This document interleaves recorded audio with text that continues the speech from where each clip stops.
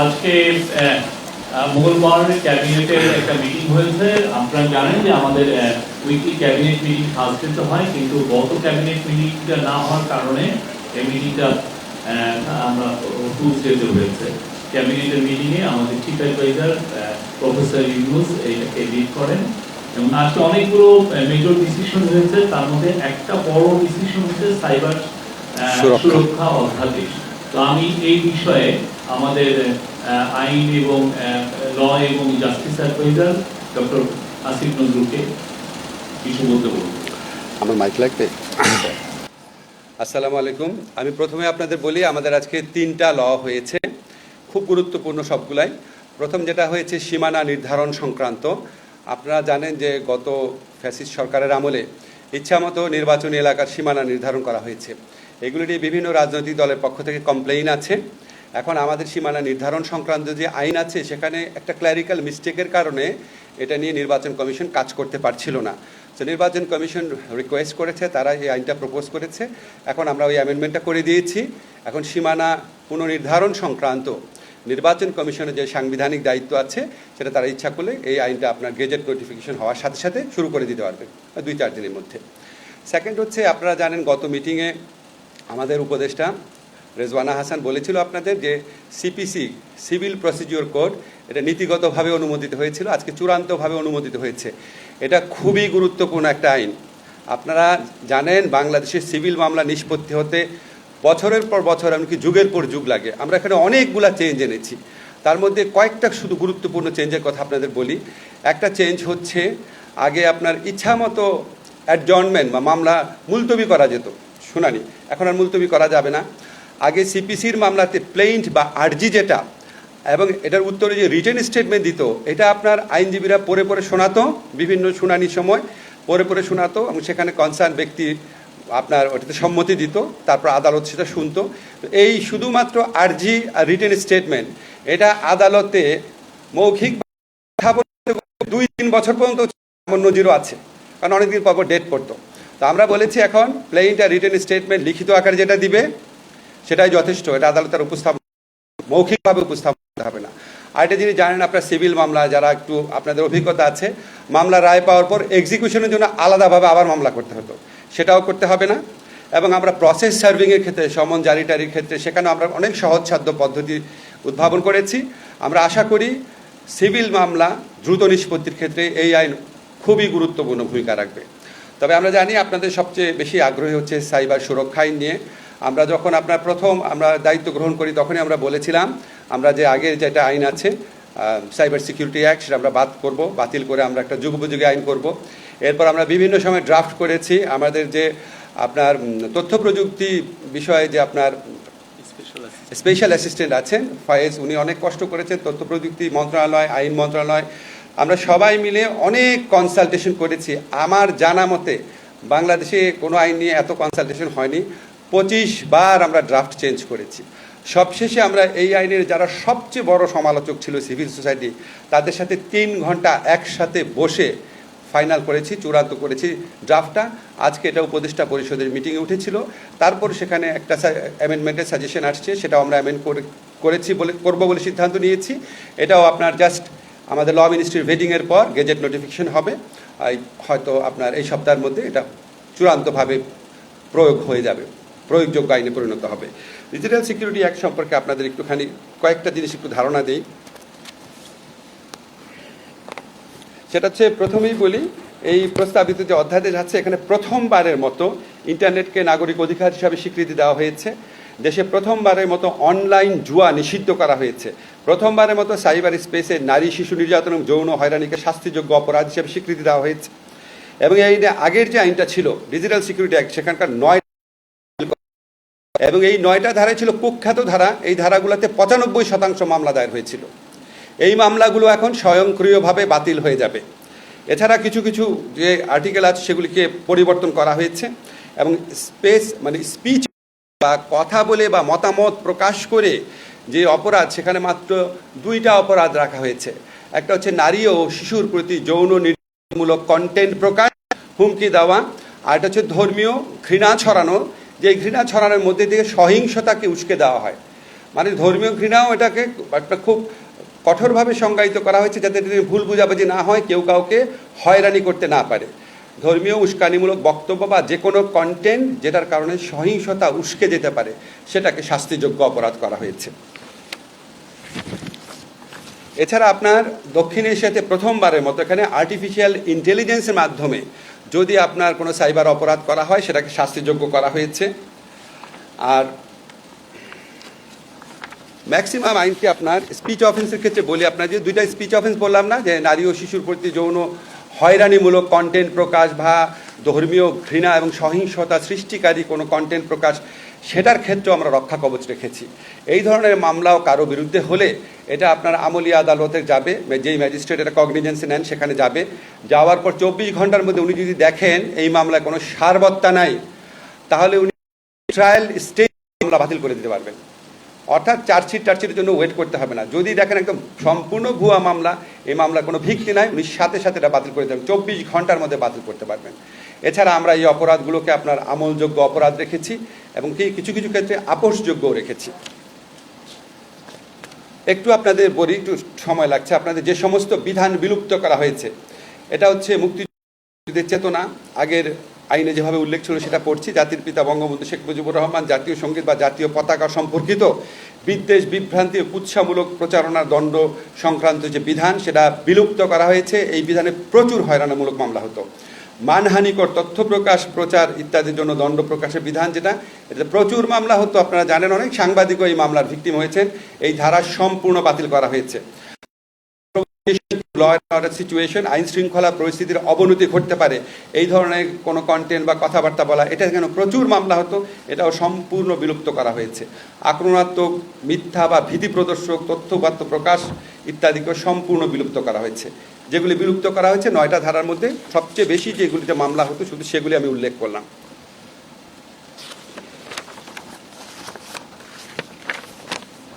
এই যে আপনাদের বললাম যে 9টা ধারা বাতিল হয়েছে, এই 9টা ধারাতে 95% মামলা বিগত ফ্যাসিস্ট আমলে দায়ের করা হতো। এই মামলাগুলো এখন থেকে স্বয়ংক্রিয়ভাবে বাতিল হয়ে যাবে।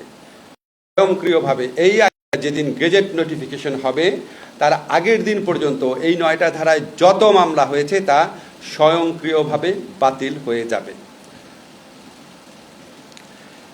এছাড়া ইতিপূর্বে বিভিন্ন ধারায় যে মামলা করা হয়েছিল, কিছু কিছু ধারায়, সেই সমস্ত ধারার মামলাও বাতিল হয়ে যাবে। যেমন সাইবার সন্ত্রাসী কার্য সংগঠনের অপরাধ দণ্ড, কারণে দণ্ড, এই ধারাগুলো কিন্তু আমাদের আইনে আছে, কিন্তু সংজ্ঞাটা এমনভাবে পরিবর্তিত হয়েছে যে আগের ধারার যে মামলাগুলো সেগুলি আর টিকে থাকবে না। নতুন আইনে আমরা জামিনযোগ্য ধারা করেছি, যেমন সাইবার স্পেসে জালিয়াতির অপরাধ, তারপর হচ্ছে ট্রানজ্যাকশনের অপরাধ, ধর্মীয় বা জাতিগত বিষয়ে সহিংসতা, ঘৃণা বিদ্বেষমূলক তথ্য প্রকাশ, যৌন হয়রানি, ব্ল্যাকমেইলিং, অশ্লীল বিষয়বস্তু প্রকাশ, অর্থাৎ স্পিচ অফেন্স, কথা বলে বা মতামত প্রকাশের মাধ্যমে যে অপরাধগুলো হতো এগুলি সব কিছু জামিনযোগ্য করা হয়েছে। আর একটা খুবই আপনার উল্লেখযোগ্য যে জিনিসটা হয়েছে, এখানে সাইবার সিকিউরিটি কাউন্সিল আছে, আপনার কন্টেন্ট অপসারণ করবে।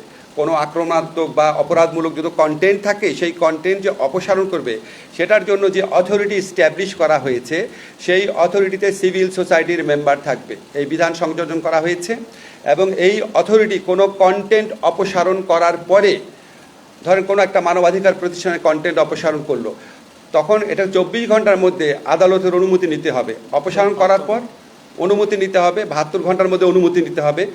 আদালত যদি বলে যে না, এই কন্টেন্ট অপসারণ করা যাবে না, তাহলে সে কন্টেন্ট পুনরায় প্রকাশ করতে হবে। আর 72 ঘন্টার মধ্যে যদি আদালত বলে, আদালতে উপস্থাপন করার পর যে না, এই কন্টেন্টটা প্রকাশ করা ঠিক হয়েছে, এটা আইনের সাথে সঙ্গতিপূর্ণ, তাহলে সেই কন্টেন্টটা অপসারিত অবস্থায় থাকবে। অর্থাৎ আমরা অনেকগুলো রক্ষা কবচ সৃষ্টি করেছি। আরেকটা রক্ষা কবচ হচ্ছে, যেই কন্টেন্টটা অপসারণ করা হবে সেটা সম্পর্কে জনগণকে জানাতে হবে। জনগণ সেন্সিটাইজ থাকবে, আসলে সরকার কি উদ্দেশ্যমূলকভাবে কোনো কন্টেন্ট অপসারণ করছে নাকি সত্যি সত্যি আইনগতভাবে যেটা প্রকাশ করা যায় না সেরকম কন্টেন্ট অপসারণ করছে। আমি আপনাদের আইনগত ব্যাপারগুলো বললাম, আমি শফিককে মাইক দিচ্ছি, আরও কিছু বিষয় সিদ্ধান্ত হয়েছে, শফিক বলবে। যে স্থাপক আজকে আরো অনেকগুলো বিষয়ে সিদ্ধান্ত হয়েছে, তার মধ্যে একটা উল্লেখযোগ্য হচ্ছে জাতীয় যুব উদ্যোক্তা উন্নয়ন নীতিমালা 2025। এই বিষয়ে আমাদের অ্যাডভাইজার আসিফ মাহমুদ সজীব ভুইয়া বলবেন। তো তার আগে আরো কয়েকটা বিষয়ে আমি একটু বলে নেই যে যেগুলো বিষয়ে ডিসিশন হয়েছে। সেটা হচ্ছে যে চট্টগ্রামের বাঁশখালীতে সরকারি বেসরকারি অংশীদারিত্বে বাংলাদেশ এনার্জি পোর্ট লিমিটেড নামক কোম্পানি গঠনের বিষয়ে কমিটি সহ কোম্পানি গঠনের প্রস্তাব বাতিল হয়েছে। এটা বেক্সিমকো এবং একটা মাল্টার একটা কোম্পানি মিলে এটা করতে চাচ্ছিল, সেটা আজকে বাতিল হয়েছে। আর দেশ উৎপাদিত আঁশ তুলা, যেটা র কটন, এটাকে কৃষি পণ্য ঘোষণার প্রস্তাব অনুমোদন হয়েছে। এটার ফলে যেটা হবে যে যারা তুলা উৎপাদন করতে চান তাদের জন্য কৃষি ঋণ নেওয়াটা অনেক সহজলভ্য হবে, তারা কৃষি ঋণ নিতে পারবেন। আপনারা জানেন আমরা গার্মেন্টসে আরো বেশি এক্সপান্ড করতে চাচ্ছি। সেক্ষেত্রে নিজস্ব আমাদের যদি খামারে আমরা যদি তুলা উৎপাদন করতে পারি কৃষি জমিতে, তাহলে সেটা আমাদের জন্য অ্যাডেড অ্যাডভান্টেজ। সেই তুলা উৎপাদনকে উৎসাহিত এই সিদ্ধান্তটা নেওয়া হয়েছে। আর ছুটি ঘোষণা করা হয়েছে। ছুটি হচ্ছে আপনারা জানেন যে আগের থেকে ডিক্লেয়ার ছিল ছুটি 5 থেকে 10 তারিখ পর্যন্ত, 5ই জুন থেকে 10ই জুন পর্যন্ত ছিল হচ্ছে ঈদুল আজহার ছুটি। কিন্তু দেখা যাচ্ছে যে ওয়েডনেসডে অ্যান্ড থার্সডে, যেটা জুন 11 এবং 12, অনেক ক্ষেত্রেই সেইটাকে ছুটি ঘোষণা করে 17ই মে এবং 24শে মে এই দুইটা স্যাটারডে সরকারি কর্মচারীরা বা যেগুলো আধা সরকারি বা অটোনোমাস এখানে যারা কর্মচারী আছেন তারা এই 2 দিন কাজ করবেন, বিনিময়ে 11-12 তারিখে এই ছুটিটা মোট 10 দিন ছুটি। যার ফলে যেটা 11-12 হওয়াতে আপনার 13-14 তারিখ উইকেন্ড, তাহলে মোট ঈদুল আজহার ছুটি হবে 10 দিন।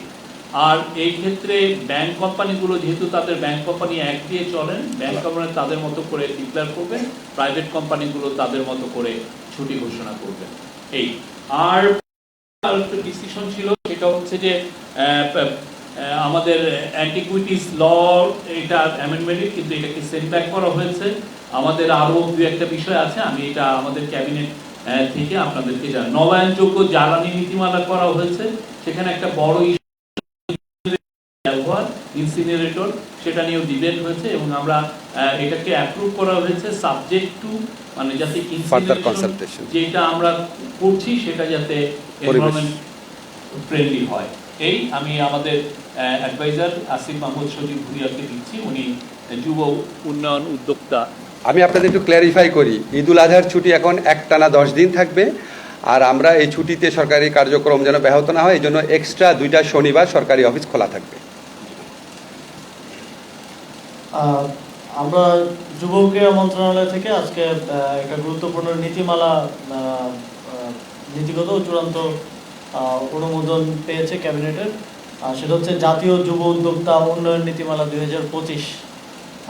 আমরা বিগত সময় দেখেছি যে এন্টারপ্রেনারশিপ নিয়ে অনেক বড় বড় আসলে ঢাকঢোল পেটানো হয়েছে, কিন্তু সেভাবে স্ট্রাকচারাল সেরকম কোনো কাজ আমাদের চোখে পড়েনি। যখন আমরা দায়িত্ব পাই তখন আমি ভেবেছিলাম যে এখানে হয়তো অনেক স্ট্রাকচারাল কাজ থাকবে যেটা আমরা হয়তো সামনে নিয়ে যেতে পারবো, কিন্তু সেরকম কিছুই পাইনি।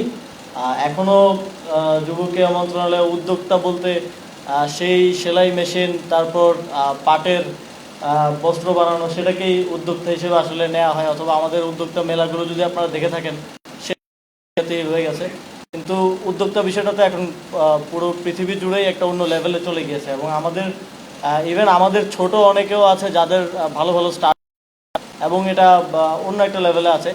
সরকার এখান থেকে অনেক পিছিয়ে ছিল, সেই জায়গা থেকে আমরা এই উদ্যোক্তা নীতিমালা 2025 করা হয়েছে, যাতে করে এই এন্টারপ্রেনারদেরকে আমরা সহযোগিতা করতে পারি, সেরকম একটা কাঠামো প্রস্তুত করার জন্য এই উদ্যোক্তা নীতিমালা করা হয়েছে। দেশে বিরাজমান সামাজিক, অর্থনৈতিক এবং পরিবেশগত চ্যালেঞ্জ মোকাবেলা করতে যুব সমাজের ক্ষমতায়ন, বাংলাদেশের কর্মক্ষম জনসংখ্যার তুলনায় কর্মসংস্থানের সুযোগের ব্যাপক ঘাটতি রয়েছে। প্রতি বছর প্রায় 22 লাখ তরুণ শ্রমবাজারে প্রবেশ করে, যার মধ্যে সরকারি বেসরকারি সহ বিভিন্ন খাত মিলিয়ে 12 লাখকেই আমরা কর্মসংস্থান দিতে পারি, প্রায় 12 লাখ। এই কারণে তরুণদের মধ্যে দক্ষতা ও সৃজনশীলতা বৃদ্ধি করে তাদের সফল উদ্যোক্তা হিসেবে তৈরি করা প্রয়োজন। আর সেজন্য তরুণদের উৎসাহিত এবং সহায়তা করার জন্য সরকার এই সংক্রান্ত নীতিতে গুরুত্ব দিয়েছে। এই নীতিমালার প্রধান কয়েকটা লক্ষ্য উদ্দেশ্য আমি একটু বলবো। সামাজিক, অর্থনৈতিক ও পরিবেশগত উন্নয়নের ক্ষেত্রে তরুণ উদ্যোক্তাদের অসাধারণ অবদানকে স্বীকৃতি দেয় এবং জাতি গঠনে এবং প্রান্তিক জনগোষ্ঠীর জীবন তাদের সম্পৃক্ততাকে উৎসাহিত করা। যারা উদ্যোক্তা হওয়ার সুযোগ খুঁজছে বা চাকরি হারিয়েছে বা বর্তমানে বেকার বা বিদেশ ফেরত বেকার কিংবা ভবিষ্যৎ কর্মসংস্থান সম্পর্কে নিশ্চিত নন এমন সম্ভাবনাময় যুবদের সহায়তা প্রদান করা এবং সেই সাথে বিশেষ সহায়তা সম্পন্ন ব্যক্তি, সুবিধাবঞ্চিত প্রান্তিক এবং বেকার তরুণদের আত্মকর্মসংস্থানের পথকে সহজতর করা। নারীদের মধ্যে যারা বেকার কিংবা গৃহিণী এবং তাদের মধ্যে যারা নিজস্ব উদ্যোগ শুরু করতে চাইছেন তাদেরকে সহায়তা করা। ফ্রিল্যান্সার, স্বতন্ত্র বা একক মালিকানাধীন প্রতিষ্ঠানের জন্য বিশেষ কার্যক্রম চালু করা যাতে তারা নতুন নতুন ব্যবসা পেতে পারে, বিশেষ করে বিদেশে বসবাসরত বাংলাদেশিদের সাথে সংযোগ স্থাপন করতে পারে এবং তাদের অংশীদারিত্ব বা যৌথ উদ্যোগে ব্যবসা প্রতিষ্ঠা করতে পারে। যুব উদ্যোক্তাদের কর্মসংস্থানের ক্ষেত্র বৃদ্ধি করতে এবং বৈশ্বিক শ্রমবাজারের চাহিদার সাথে তাদের দক্ষতার সমন্বয় করতে বিশ্বব্যাপী চাহিদা রয়েছে এমন বিষয়ে প্রশিক্ষণ প্রদান করা। এই নীতিমালার অধীনে যুব গবেষণা ও পরিবীক্ষণ কেন্দ্র স্থাপন করা হবে।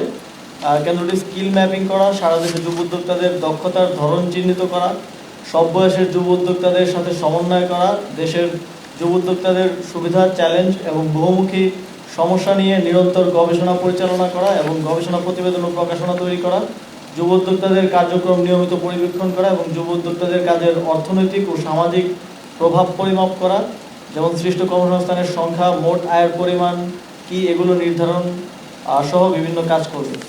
যুব ক্রীড়া মন্ত্রণালয়ের দিক নির্দেশনায় যুব উন্নয়ন অধিদপ্তরের মাঠ প্রশাসনের সঙ্গে সমন্বয় করে উপজেলা ও জেলা পর্যায়ে বার্ষিক উদ্যোক্তা মেলা আয়োজন করা হবে।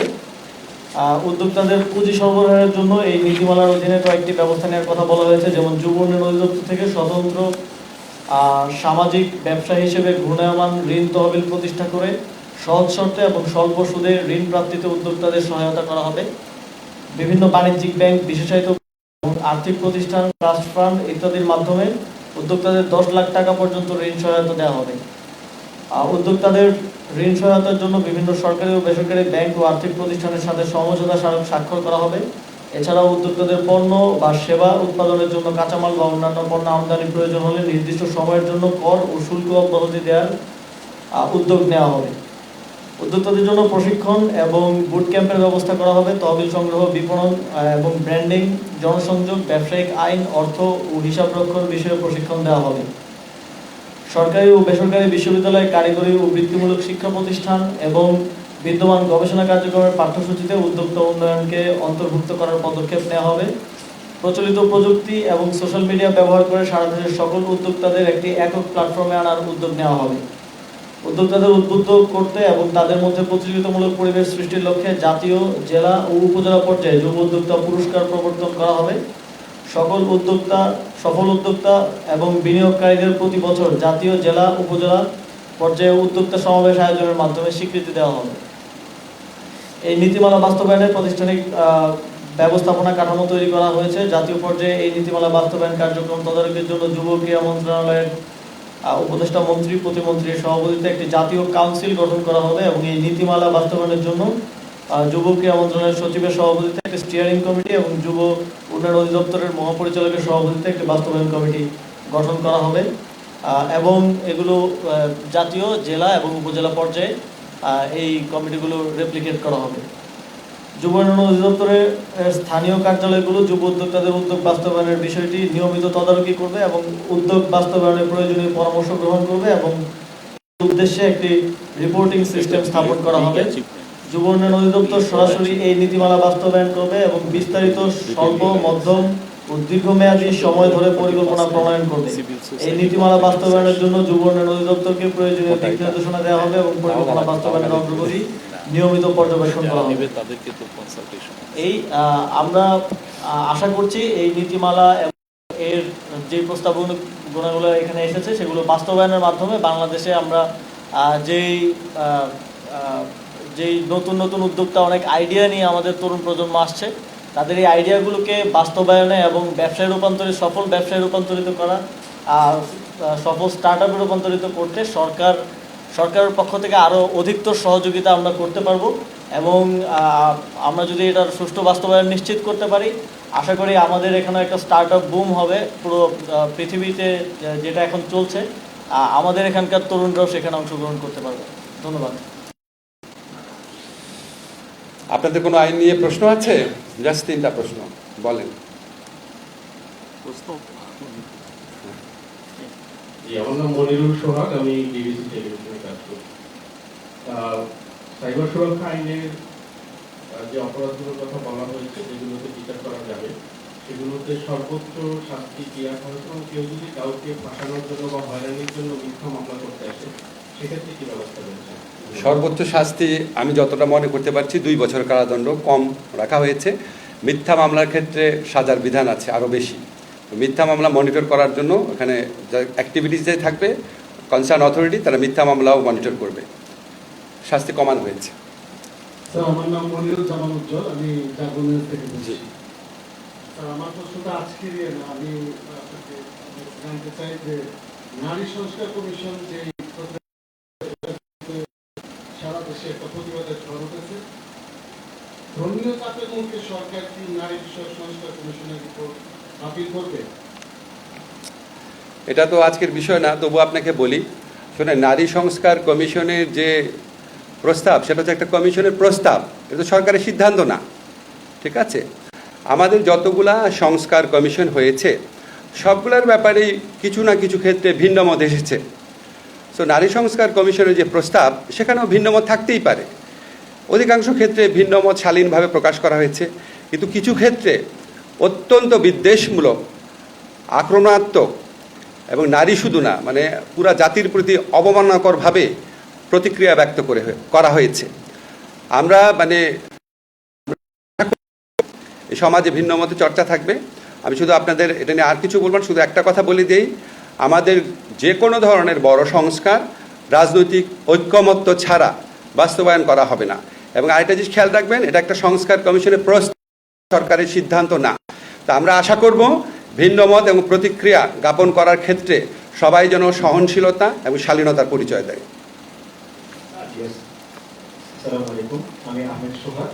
আমার প্রশ্ন হচ্ছে, যুব উন্নয়ন যে বিষয়টা নিয়ে আলোচনা হয়েছে, সেখানে হচ্ছে সার্টিফিকেটধারীরা সেক্ষেত্রে যে প্রশিক্ষণটা গ্রহণ করতে পারবে, যারা সার্টিফিকেটধারী না তারা কি এক্ষেত্রে প্রশিক্ষণ গ্রহণ করার জন্য সর্বোচ্চ সুযোগ পাবে কিনা? আরেকটা বিষয় হচ্ছে, আমরা দেখেছি আগেও এই সমস্ত প্রশিক্ষণগুলো যারা গ্রহণ করতো তারা শুধু প্রশিক্ষণের ভাতাটা পাবে যে এই উদ্দেশ্যে ওখানে অংশগ্রহণ করতো। এখন কি আসলে কার্যকরীভাবে আসলে যুবকদেরকে ট্রেন করে তাদেরকে কার্যকর করার জন্য পরবর্তী পদক্ষেপও সরকার পর্যালোচনা করবে কিনা এবং সেগুলো সরকারের নিয়ন্ত্রণে থাকবে কিনা? আজকে যে নীতিমালাটা হয়েছে, এটা হচ্ছে উদ্যোক্তা উন্নয়ন নীতিমালা। এটা আসলে প্রশিক্ষণ, এটা শুধু উদ্যোক্তাদের সংশ্লিষ্ট প্রশিক্ষণটা এটার আন্ডারে হবে। এর বাইরে আপনি যেটা বলছেন সেটা হচ্ছে আমাদের যুব উন্নয়ন অধিদপ্তরের যে প্রশিক্ষণগুলো হয়, অনেকে শুধু ওই যে একটা ডেলি অ্যালাউন্সের জন্য হয়তো ইয়াতে যায়। তো আমরা চেষ্টা যে আমাদের প্রশিক্ষণগুলো আধুনিকায়ন করা এবং যুগের সাথে তাল মিলিয়ে, যাতে আমি এসে এমনও প্রশিক্ষণ পেয়েছি যে স্মার্টফোন কীভাবে চালাতে হয়, এই ধরনের প্রশিক্ষণ, এগুলো তো মেক নো সেন্স। তো আমরা যুগের সাথে তাল মিলিয়ে আমাদের প্রশিক্ষণগুলোকেও আরও ডেভেলপ করার চেষ্টা করছি, কারিকুলামগুলো ডেভেলপ করছি।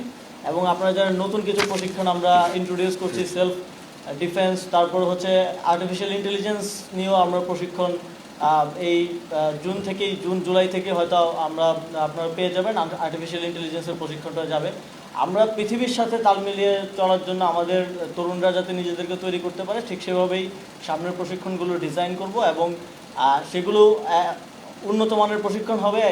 যেটা হয় সাধারণত স্কিল ডেভেলপ করার জন্য কেউ সরকারি কোনো প্রতিষ্ঠানে আসে না, কিন্তু আমরা প্রশিক্ষণগুলো এমনভাবে ডেভেলপ করব যে সরকারি প্রতিষ্ঠানেই স্কিল ডেভেলপ করতে সবাই আসবে। বরং ডেলি অ্যালাউন্সের জন্য না, বরং টাকা দিয়েও প্রয়োজন হলে আসবে, এরকম কোয়ালিটি প্রশিক্ষণ আমরা নিশ্চিত করব।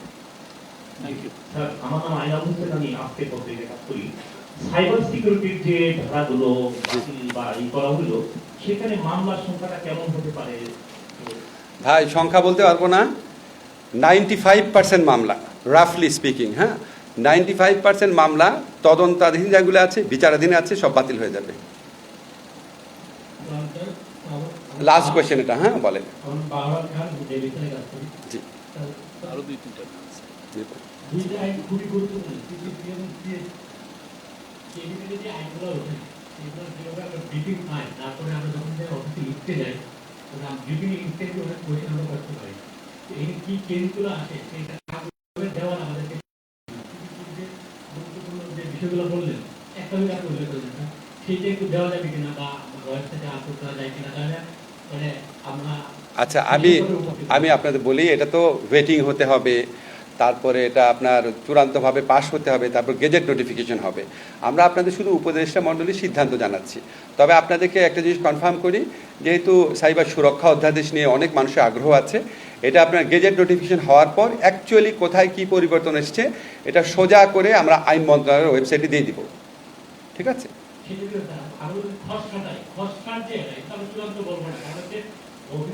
এত প্রশ্নের সম্মুখীন হতে হয় যে আমি আপনাকে ইনস্ট্যান্টলি কয়টা প্রশ্ন করবো, আপনি নিজে এখানে যেহেতু লিমিটেড করে দিচ্ছেন, আমি করতে পারতেছি না। আবার অফিসের বিভিন্ন এখন আপনার লিমিটেড করে কন্টেন্ট করেন, পরে ডিটেইল কন্টেন্ট করবেন, আপনার 2টা ভালো রিপোর্ট করা হবে। ভালো না?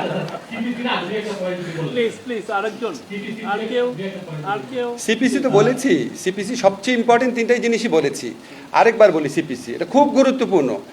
সিপিসিতে আগে হতো কি প্লেইন্ট মানে আরজি, আর প্লেইন্টের উত্তর হচ্ছে রিটেন স্টেটমেন্ট। এই 2টা জিনিস লিখিতভাবে জমা দেওয়া হতো, তারপর উকিলরা ওইটা লাইন বাই লাইন পড়তেন, আর ওকে যে প্লেইন্ট লিখেছেন তাকে বলতে আপনি এটা লিখেছেন, উনি বলতে হ্যাঁ লিখেছি, আদালত এটা শুনতো। রিটেন স্টেটমেন্ট আবার এটা লিখিতভাবে পড়ে শোনাতো। এই লিখিতভাবে পড়ে শোনা, আদালতকে শোনানো, এটা করতে করতে 6টা-7টা শুনানি লাগতো। 6টা-7টা শুনানি ডেট পাইতে পাইতে এমনকি 2 বছরও লাগতো। সেই সময়টা আর লাগছে না, জাস্ট রিটেন যেটা দিচ্ছে সেটাই, এটার মৌখিকভাবে পড়ে শোনাতে হবে না। এটা খুব বড় একটা অ্যামেন্ডমেন্ট। সেকেন্ড যেটা বড় অ্যামেন্ডমেন্ট সেটা হচ্ছে, আগে টাইটেল পাওয়ার জন্য একটা মামলা হতো, তারপর হচ্ছে আবার এটা এক্সিকিউশনের জন্য আবার আরেকটা মামলা হতো। অনেকে টাইটেল পেতো, এক্সিকিউশন করতে করতে আরও 5-10 বছর লেগে যেত। এখন একটা মামলাতেই সব নিষ্পত্তি হবে। আগে আপনার ইচ্ছা মতো অ্যাডজর্নমেন্ট নেওয়া যেত, 6 বার মুলতবি নেওয়া যেত, এখন সর্বোচ্চ 4 বার মুলতবির ব্যবস্থা করা হয়েছে। আগে হচ্ছে আপনার সমন জারি করা নিয়ে প্রচুর সময় লাগতো, এখন আপনার সমন জারি করার পাশাপাশি হোয়াটসঅ্যাপে, ইমেইলে, মেসেঞ্জারেও মেসেজ পাঠানো যাবে। ওই মেসেজ পাঠানোর রেকর্ডগুলো আমরা রাখবো এবং এটা এডিশনাল মেজার্স হিসাবে এরকম কিছু কিছু জিনিস করে আমরা আশা করছি মামলার সময় আশা করছি অন্তত অর্ধেক কমে যাবে। আগে যদি আপনার 5 বছর লেগে থাকতো, এখন 2.5 বছর হয়ে যাবে। আগে যদি 2 বছর লাগতো, তাহলে 1 বছর হয়ে যাবে। আমার আসিফ মাহমুদের কাছে একটা প্রশ্ন, আমি মোস্তফা মল্লিক চ্যানেলে আছি। সেটা হচ্ছে যে আমরা এর আগে সবসময় দেখেছি আমাদের প্রি প্রাইমারি থেকে মাস্টার্স পর্যন্ত 4,90,00,000 শিক্ষার্থী লেখাপড়া করে। আপনি যদি 6 টু মাস্টার্স ধরেন, এটা প্রায় 2.5 কোটির মতো। কিন্তু আমরা দেখি যে যুব উন্নয়নের সঙ্গে শিক্ষা মন্ত্রণালয়ের যে কার্যক্রমগুলো, এটা আসলে লিঙ্কটা নাই। দীর্ঘদিন ধরে আমরা দেখে এসেছি, আমাদের প্রস্তাবও ছিল বিভিন্ন জায়গায় যাতে এগুলো একটু ফ্লেক্সিবল করা হয়। তো নতুন যে নীতিমালাটার কথা আপনি বললেন, এখানে আসলে এই ধরনের কোনো প্রস্তাবটা পাঠিয়ে দিতে বলো। নীতিমালাটা স্পেসিফিকলি স্টার্ট আপ কেন্দ্রিক আর কি। আমাদের উদ্যোক্তা উন্নয়ন নীতিমালা নামেই বলা আছে, এটা হচ্ছে স্টার্ট আপ কেন্দ্রিক স্পেসিফিক একটা নীতিমালা। এর আগে আমাদের যুব নীতিমালা তো আছেই, সেটা অনুযায়ী হচ্ছে আমাদের ট্রেনিংগুলো হয়। 18 থেকে 35 বছর বয়সী সংজ্ঞায়িত করে এবং তাদেরকে ট্রেনিং দিয়ে থাকি। তবে এটা আপনি সত্যি বলেছেন যে আসলে আমাদের এই যে ডিপার্টমেন্টগুলোর মধ্যে লিঙ্কেজটা নাই, যে আমরা সমন্বয়টা নেই। আমরা হচ্ছে চাকরি করবে একটা, ট্রেনিং দিচ্ছে আরেকটা। ইভেন দেশের বাইরে যাওয়ার জন্য শুধু সার্টিফিকেটটা নিয়ে যায়, আসলে ট্রেনিং কোনো সে পায় না। তো আমাদের এই জায়গাগুলোতে আরও কাজ করার সুযোগ আছে এবং ইন্টার ডিপার্টমেন্ট, ইন্টার মিনিস্ট্রিয়াল আরও কোঅর্ডিনেশনটা বেটার করার সুযোগ আছে।